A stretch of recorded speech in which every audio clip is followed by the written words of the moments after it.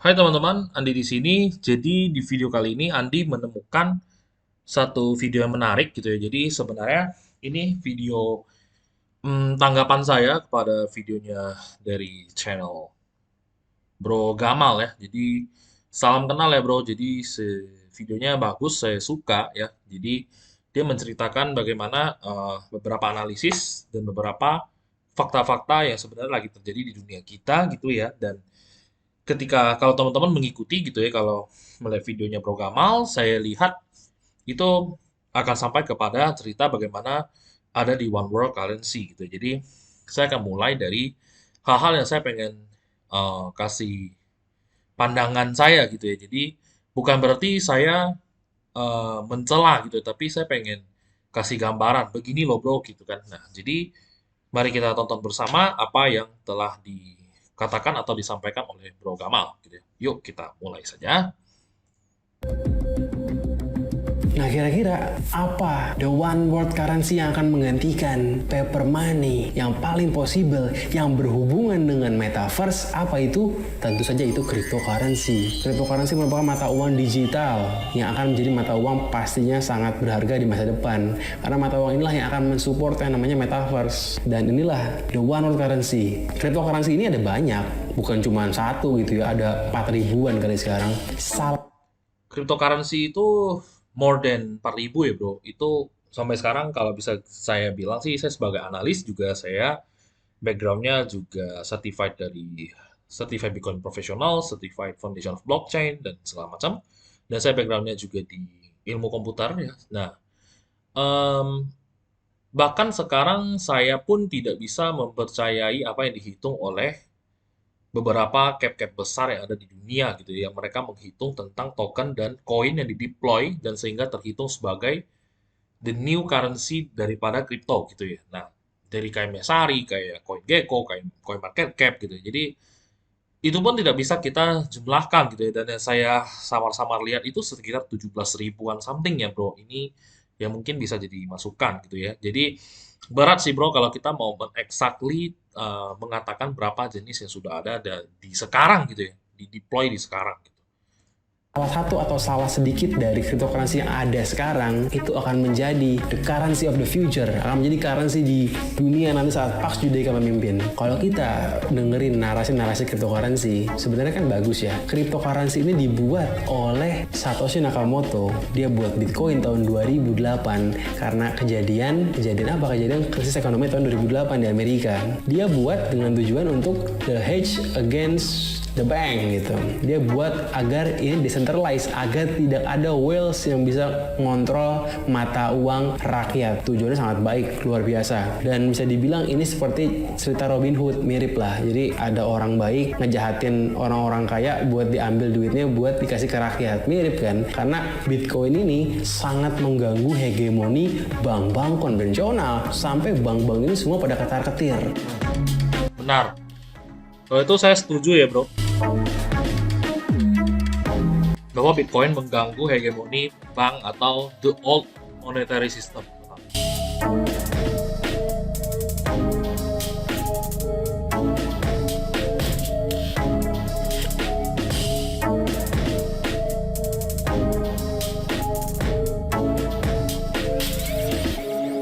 Kalau dari ngeban exchange itu justru berakibat fatal ya bro untuk pemerintah gitu, karena sebenarnya Bitcoin tidak butuh exchanger ya bro. Jadi ada yang namanya decentralized. Decentralized itu adalah salah satu behavior daripada Bitcoin gitu. Tapi kalau kita transaksikannya tanpa melalui centralized exchanger, apakah bisa? Sangat bisa bro. Untuk sekarang tuh udah sangat-sangat banyak sekali situs atau pelayanan software atau open source yang membuat kita bisa swap, membeli Bitcoin dengan mata uang yang sekarang gitu ya. Jadi langsung masuk ke non custodial wallet kita gitu ya. Jadi non custodial wallet itu bisa software wallet, bisa cold wallet gitu ya, bisa hardware wallet yang kita pegang gitu ya. Misalkan kalau saya itu taruh Bitcoin di cold wallet yang tidak berkoneksi dengan internet, tapi saya belinya dari mana, saya bisa langsung swap dari tempat yang bisa membeli Bitcoin gitu ya. Atau saya bisa OTC, atau saya bisa beli di off market atau P2P. Nah, ini ya bro, jadi tidak, kalau Bahkan cryptocurrency atau yang kita kenal dengan altcoin atau yang kita kenal dengan shitcoin itu bahkan tidak butuh lagi checks gitu ya. Dia bisa di-swap melalui DEX gitu ya bro. Jadi decentralized exchanger gitu. Jadi eh ini mungkin tidak begitu relevan ya bro. Saya tidak tahu maksudnya lu punya jam terbang di kripto itu seperti apa. Jadi saya di sini hanya membantu mencoba meluruskan atau memberikan tanggapan yang sebenar-benarnya gitu loh, sesuai dengan fakta yang saya pelajarin berdasarkan pengalaman dan background saya di dalam dunia kripto. Oke bro, kita lanjut.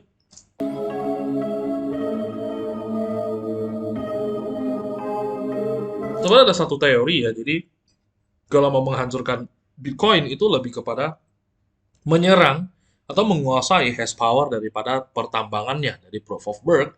Itu adalah mining yang mana kalau kita mining itu mendapatkan block reward berupa Bitcoin gitu. Jadi dari situ akan ada hash power yang akan kita tingkatkan untuk mengamankan semua network distribution yang ada di dunia yang menambang Bitcoin. Makanya fundamental utama Bitcoin adalah network.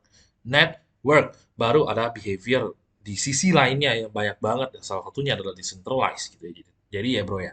Nah itu mestinya bukan diserang dari namanya regulasi atau pemerintah nge-ban ya. Itu akan lebih parah lagi dan itu akan kembali ke zaman Silk Road atau di dark web dan segala macam, bro.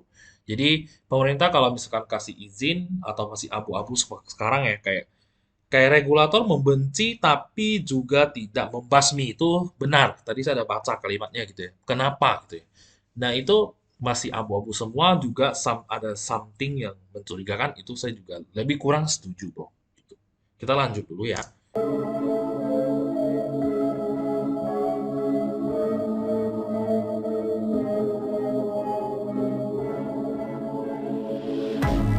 Ini benar ya, Bro. Ini saya lebih kurang setuju ya. Nanti akan di suatu saat mereka itu mengaku kalah sehingga massive adoption ini terjadi. Ini saya lebih kurang saya setuju karena saya lihat Fidelity, BlackRock dan beberapa company-company yang super ultra besar ini mulai memasuki tambang Bitcoin dan mereka sepertinya sudah mengerti cara untuk mengintercept networknya Bitcoin hanya dengan menanding atau mensaling saling menyikut daripada hash power gitu ya bro. Jadi bukan dengan menguasai supply-nya. Menguasai supply-nya bisa, tapi tidak segitu, tidak segamblang itu bro. Gitu. Jadi sebenarnya makanya beberapa elit global itu masuk dari hash power gitu ya, dari tahap pertambangan Bitcoin. Gitu.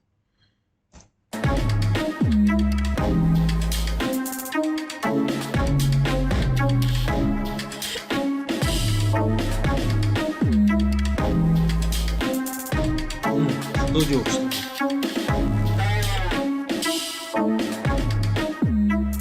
I don't see them as a financial stability concern at the moment. I do think they are risky. They're not backed by anything. Ya, jadi apapun isu yang dilakukan oleh The Fed pasti akan mempengaruhi juga harga-harga kripto. The Fed ini kalau dia mau hancurin kripto, detik ini juga dia bisa. Tapi yang enggak. Kenapa? Karena ya lagi-lagi semuanya adalah sandiwara. Karena sebenarnya cryptocurrency pun juga dikuasai oleh Illuminati elit global juga. Karena biar bagaimanapun di cryptocurrency itu juga ada wealth-nya juga. Ini ada benarnya ya bro ya, maksudnya kata-kata lu tuh ada benarnya, tapi kalau untuk Bitcoin itu kita butuh pembuktian ya bro. Jadi tidak bisa kita langsung mengeneralisasi apa yang terjadi dengan pre-mine token gitu ya. Jadi token yang di pre-mine itu adalah token yang dicetak dari udara ya teman-teman. Jadi tidak ada yang namanya proof of work, tapi mereka memakai yang namanya POS ya, ada proof of stake, proof of authority dan segala macam. Ada proof of time, proof of storage itu semua sama aja gitu. Jadi mereka itu mencetak sesuatu yang telah dipegang supply atau kendalinya di beberapa entity atau di beberapa wallet yang besar-besar yang tidak tahu itu punya siapa gitu ya. Kadangkala itu bisa developer atau bisa investornya atau bisa bukan. Gitu ya teman-teman. Jadi coba dipastikan dulu gitu. Meskipun decentralized tapi juga ada bandarnya juga. Tapi kan Ya, kita kalau ngeliat cryptocurrency benar. Kalau misalkan kita berkata bandar itu saya setuju banget, Bro. Itu pasti ada bandarnya yang menggoyangkan market ini gitu ya. Menggairahkan market ini segala macam gitu. Tetapi semakin lama adopsinya si Bitcoin itu semakin masif dan bisa kita lihat dari on time on-chain analisisnya ya di real time gitu, itu udah terdistribusinya semakin baik semakin tahun gitu. Jadi wallet-wallet yang megang banyak banget Bitcoin kayak dulu mungkin ada yang megang jutaan, sekarang sisa paling 100.000, nanti kasih sisa 10.000, sisa 1.000 dan terus mendecrease gitu ya. Jadi ini akan terdistribusi dengan baik jika diikuti oleh pemahaman masyarakat yang baik bagaimana fungsi Bitcoin ini menjadi hard money atau menjadi satu-satunya currency di dunia nantinya gitu ya. Mungkin bukan sekarang. Cryptocurrency kan sebagai anak muda gitu ya, kita ngeliatnya sebagai Robin Hood banget. Dialah yang akan mengalahkan hegemoni kezoliman Illuminati gitu kurang lebih. Karena semua orang sekarang udah tahu lah soal paper money, udah tahu itu bukan rahasia lagi lah. Nggak kayak dulu gitu. Kalau sekarang semua udah tahu paper money itu emang worthless. Tapi sandiwaranya dirubah. Kenapa? Karena Illuminati akan berpikir 100 tahun lebih cepat dibanding kita semua. Dibuatlah narasi yang berbeda yang sesuai dengan perkembangan zaman. Narasi Robin Hood, narasi yang sangat luar biasa, heroic banget. Satoshi Nakamoto, seorang anonimus yang dikiranya pernah orang Jepang, dikiranya adalah si A, si B atau siapa yang dia adalah pembuat Bitcoin. Dan dia, saking dia hebat heroiknya adalah dia tidak pernah menampakkan siapa diri dia. Jadi sandiwaranya akan makin spesial dan sempurna. Kenapa? Karena sang pemilik Bitcoin tidak pernah cari pamor. Orang akan makin percaya sama orang yang nggak cari pamor. Kalau kita mau jadi orang baik tapi cari pamor, orang bakal makin nggak percaya. Satoshi Nakamoto baik tapi tidak cari pamor. Emang begitu sandiwaranya, begitulah caranya untuk memenangkan hati orang-orang. Tapi kan cryptocurrency itu Kalau Satoshi keluar di saat 2009 menampilkan diri ya naik ke panggung gitu. Kemungkinan Bitcoin tidak akan ada hari ini ya bro. Maksudnya kripto juga tidak akan ada hari ini karena udah pasti akan dihabisi oleh elit global. Karena itu kan mengguncang perbankan yang dulu dan sebenarnya kalau kita lihat timelinenya seharusnya perubahan zaman yang menjadi world currency itu tidak sekarang gitu ya. Tetapi kalau misalkan udah terjadi seperti ini, maka saya setuju dengan you ya bro di akhir video ya lu ngomong tentang 10 atau 15 tahun lagi dari sekarang kita akan melihat sesuatu yang dahsyat atau mau perubahannya PAX ya. Jadi PAX Amerika menjadi PAX Judaica gitu ya. Nah ini kalau teman-teman belum tahu apa yang saya ngomong, silakan nonton videonya dari awal ya. Nah memang dari situ juga salah satu seorang analis yang sangat hebat, investor juga, yaitu Wedegan ya. Wedegan juga sudah pernah tulis, bahkan dia tulis 2032 ya, tahun 2032 itu kan terjadi yang namanya The Great Depression ya. Jadi mari kita lihat apakah sesuai dengan apa yang ditulis dan saat krisis seperti 2020 atau 2021 itu tepat sekali apa yang dengan ditulis oleh Wedegan, begitu juga 2008, 98 dan seterusnya gitu ya, yang mana kita percaya atau yang kita ketahui sebagai teori ekonomi krisis atau GFC atau Global Financial Crisis yang setiap 10 tahun sekali yang menyebabkan terjadinya sangat besar ketika mencapai 10 kali atau disebut dengan 100 tahun pasti ada Great Depression. Ini juga teori yang ditulis atau dianalisa oleh salah satu investor besar di dunia, yaitu Ray Dalio sendiri. Oke, kita lanjut video Bro Gamal. Oh, bisa dibikin oleh siapa aja. Betul, itulah cara mainnya Illuminati. Kebohongan terbaik adalah kebohongan yang menyelipkan kebenaran. Kalau Setuju, bro. bikin cryptocurrency yang boleh bikin lo doang, apa bedanya sama mata uang kertas? Kalau lo bikin cryptocurrency dan semua orang boleh masuk, ini kayak Linux gitu. Semua orang boleh bikin apapun yang lo mau. Ini bener-bener mata uang rakyat. Itu yang didapat dari stigmanya cryptocurrency. Padahal sebenarnya dari 4.000-an tadi hanya akan sedikit yang akan survive, dan yang survive adalah memang yang direstui oleh yang mulia Rothschild. Uang currency itu bukan mata uang negara lagi karena zamannya udah berbeda. Zamannya nanti bukan mata uang negara tapi mata uang, ya bisa dibilang mata uang ada company-nya, karena crypto itu kan ada company-nya gitu. Bitcoin nggak ada company ya bro. Kalau pre-mine token, altcoin ada. Kalau shitcoin lain ada banyak banget, bahkan banyak kantor-kantoran, tapi nanti juga kantornya developer kabur, kantornya tutup gitu bro. Kalau Bitcoin nggak ada ya bro.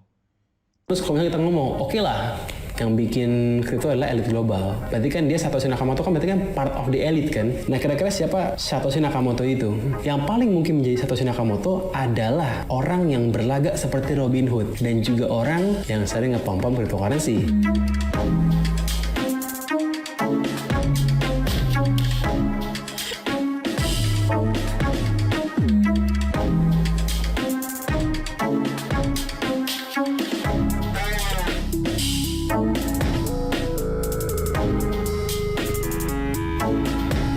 lain tidak bukan Satoshi Nakamoto, adalah Elon Musk. Elon Musk ini adalah merupakan Nah, kalau ini saya tidak tahu ya bro, maksudnya ya nggak apa-apa gitu loh. Maksudnya itu pendapat lu gitu kan, mari kita hargai ya. Jadi teman-teman jangan menghujat, mari kita lanjutkan menonton. sosok ideal yang akan dijadikan sebagai pengganti Bill Gates. Bill Gates merupakan pion dari elit global. Kalau bagi saya ya bro ya, Bitcoin ini seperti pergantian poros baru gitu loh. Jadi saya percaya ini sebenarnya elit global yang lama itu mau digantikan dengan yang baru gitu. Jadi elit global baru gitu. Jadi ini tuh kayak sesuatu yang ada pertarungan besar di belakang ini semua gitu loh bro. Makanya eh saya pikir mungkin terjadi perpecahan kali ya di dalam elit globalnya mereka ya. Kita lanjut nonton. Bill Gates sudah tua, Bill Gates sudah tidak populer di kalangan anak muda lagi. Maka dibutuhkan sosok idola selanjutnya yang akan menjadi sosok yang dipercaya oleh anak-anak muda, yang akan menjadi majority player dari dunia ke depannya. Elon Musk ini sangat muda, sangat berbeda, eksentrik. Dia juga berperan sebagai Robin Hood. Elon Musk ini, semua bisnisnya itu demi kemaslahatan umat dunia. Dia bikin yang namanya Tesla buat supaya climate change bisa diredupkan. Padahal sebenarnya, lagi-lagi, pabrik pembuat baterai untuk mobil listrik itu sangat amat merusak lingkungan. Jadi sebenarnya pakai mobil listrik maupun pakai mobil bensin sama aja. Cuma memang image-nya lebih bagus kalau pakai mobil listrik. Elon Musk merupakan orang yang akan menyelamatkan bumi dari climate change. Elon Musk juga yang akan pergi ke Mars untuk menyelamatkan bumi yang hancur dengan membawa semua orang di dunia tinggal di Mars. Padahal Elon Musk pun tahu bahwa kita nggak bisa ke Mars. Kita belum sampai gitu loh. Ke bulan juga belum bisa kok gitu. Ya tapi kan Elon Musk memang didesain harus menjadi orang yang bisa bawa kita ke Mars. Dia better than NASA. Dialah sosok tunggal seseorang biasa, seorang rakyat biasa yang bisa ngalahin NASA, lo bayangin. NASA pergi ke bulan, dia pergi ke Mars. Padahal dia bukan negara, tapi dia cuma satu orang. Dia bikin company sendiri. Dan dia juga yang paling sering ngepom-pom kripto. Dan emang dia itu eksentrik karena dia dibuat agar sangat dicintai oleh anak muda. Dialah Elon Musk, dialah sang pengganti Bill Gates sebagai pion dari elit global.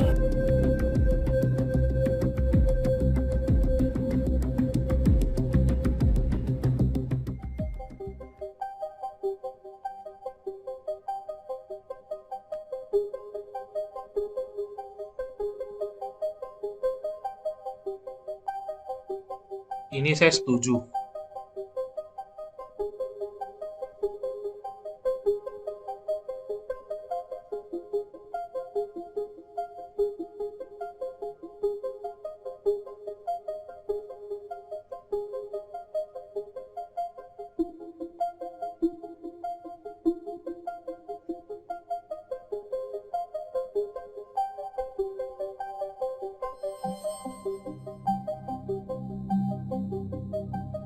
Kalau ngomongin cryptocurrency apa yang paling mendekati konspirasi dari elit global, itu XRP. XRP merupakan cryptocurrency yang pernah muncul di majalah The Economist tahun 1998 yang tulisannya itu The Rising Phoenix, dan di situ diliatin sebuah tanggal yang merupakan tanggal lahirnya XRP. Jadi bisa dibilang itulah mata uang cryptocurrency yang paling cocok kalau disambungin sama elit global. Kenapa? Tadi karena udah muncul tahun 1998, tulisannya Rising Phoenix. Kenapa? Karena XRP itu dibilangnya Exchange Rising Phoenix, RP-nya itu Rising Phoenix, so match gitu loh. Dan XRP ini juga merupakan mata uang yang digunakan di perbankan sebagai calon pengganti sistem SWIFT. Jadi emang udah ada hubungan juga sama bank-banknya Illuminati, elit global. Dan XRP juga merupakan kripto yang sekarang sedang ancur-ancuran karena sedang ada.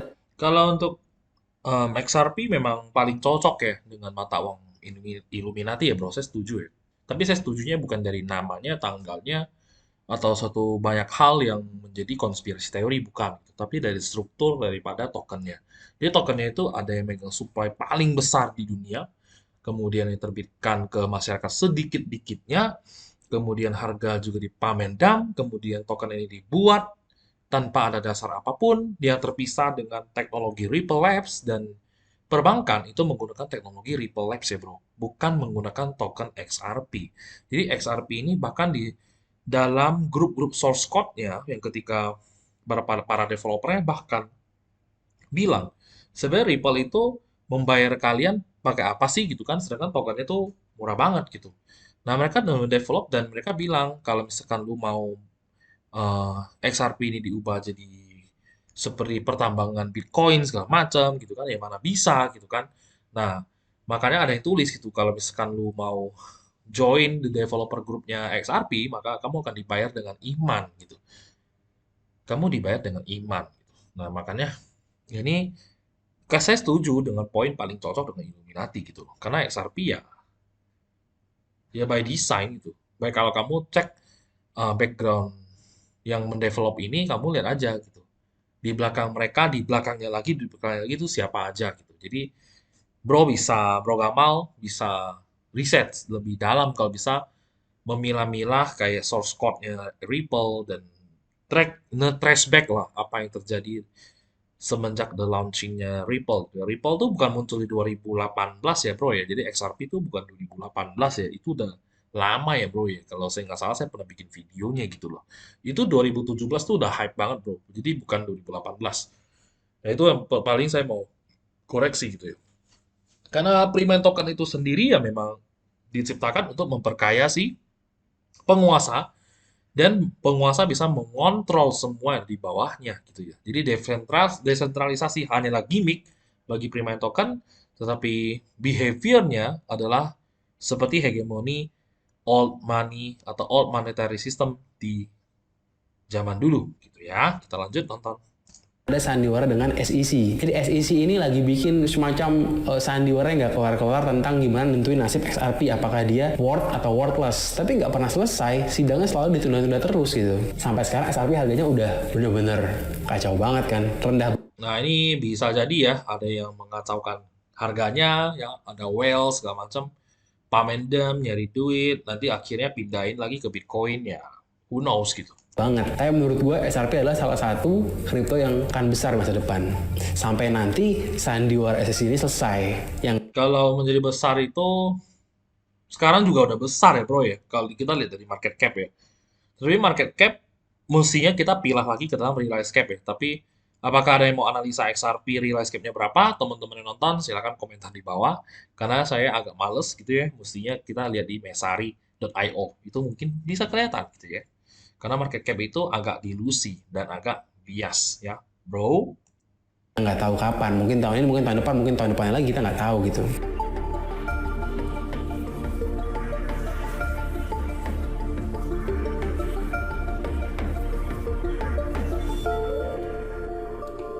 Sebenarnya kalau untuk pengganti Swift nanti ke depan untuk transaksional ya, itu Bitcoin bisa ya, bro. Jadi Bitcoin ada yang namanya Lightning Networks dan beberapa lagi dikembangin. Nah, itu bro coba pelajarin aja gitu. Jadi kenapa lebih efisien memakai Lightning Networks-nya si Bitcoin daripada XRP? Cuma lagi-lagi, kalau lo mau invest cryptocurrency apapun, pastikan riset dulu. Jangan cuman dengerin kata orang. Ya, Gue benar. cuma bilang bahwa Setuju, crypto bro. adalah hal yang paling wise untuk diinvest sekarang. Tapi apa yang diinvest? Ya silakan cari tahu sendiri apa koinnya. Karena tidak akan semuanya berhasil. Terus gimana kalau ada yang bilang cryptocurrency itu haram? Sebenarnya kan belum jelas. Haramnya itu haram buat diperjualbelikan, atau haram buat alat tukar, atau haram Haram itu ya altcoin, bro. Ketika ada satu sosok yang menciptakan sesuatu barang yang tidak bernilai, bro. Seperti misalkan saya bilang tusuk gigi ini gitu ya. Ini satu tusuk gigi gitu ya, bro ya. Satu tusuk gigi ini saya langsung bilang ini punya harga 500 perak satu biji. Saya oper ke market gitu ya. Market itu memiliki para greedy gitu ya, karena sampai di market saya bilang itu Rp5.000. Ada yang tampung, jual lagi menjadi 50.000 dan saya memegang supply-nya 70% atau bahkan ada yang 90,9% yang memegang supply gitu ya. Ngeri banget ya bro. Itu udah pasti haram gitu. Kalau untuk kripto yang kalau dari opini saya dan beberapa teman Bitcoiner di Indonesia gitu ya, udah pasti haram. Ya seperti itu. Mestinya kalau misalkan mau bicara halal haram ya mungkin bukan ranah saya gitu ya. Tapi itu saya bisa mengkonfirmasi ke teman-teman itu sudah pasti haram. Gitu ya teman-teman. Lanjut dulu. sebagai investasi. Sebenarnya kan belum jelas. Saya tidak ngomongin Bitcoin ya teman-teman. Jadi tidak mau ke ranah yang terlalu agama, yang saya juga bukan seorang beragama muslim gitu ya.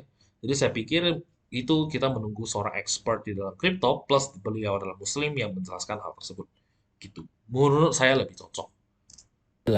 Dan yang haram ini sebenarnya haram cryptocurrency yang mana? Karena kan ada banyak sebenarnya. Dan kalau dibilang ada yang unsur ketidakjelasan. Banyak cryptocurrency yang punya real use case di dunia gitu loh. Bener-bener ada gunanya. Jadi sebenarnya beli cryptocurrency yang punya real use case itu samanya kayak beli saham perusahaan. Karena emang ada gunanya, emang ada value-nya. Tapi ada juga yang nggak ada value-nya. Koin-koin micin kayak misalnya Buff Doge lah, Baby Doge, atau Dogecoin sekalipun. Itu kan nggak ada gunanya, cuman koin meme doang. Itu gue setuju kalau itu tidak jelas. Dan itu misalnya disebut haram. Gue setuju karena itu melibatkan unsur spekulasi. Sampai nanti misalnya si Doge ini misalnya tiba-tiba jadi alat tukar resmi di McD atau di Tesla ya, baru berubah gitu kan. Tapi sebenarnya kalau ngomong ngecap semuanya haram, itu agak-agak ironis juga. Karena selama ini kan kita pakai US dollar, kita kan pakai paper money, kok nggak dibilang haram gitu. Jadi ya kalau gue nggak mau ketinggalan. Gue akan invest dari sekarang untuk hidup gue sendiri, untuk kebaikan hidup gue. Kenapa? Karena nanti akan ada goncangan besar jika depresi besar tiba dan lu megang paper money. Mau jadi apa lu? Lu mesti punya aset. Paling nggak kalau lu nggak invest aset, properti ataupun kripto, lu isi otak lo lah. Paling nggak supaya paling nggak kalau ada Nah, ini saya setuju ya, bro. buat kerja gitu loh. Lagi-lagi soal haram halal, balik ke diri sendiri dan cari riset sendiri apa yang paling bagus.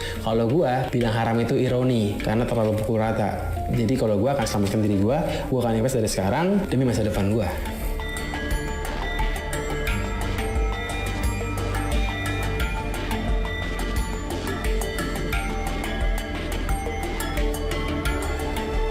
Ini ironi ya bro ya. Jadi gara-gara perang malahan terjadi massive adoption Bitcoin.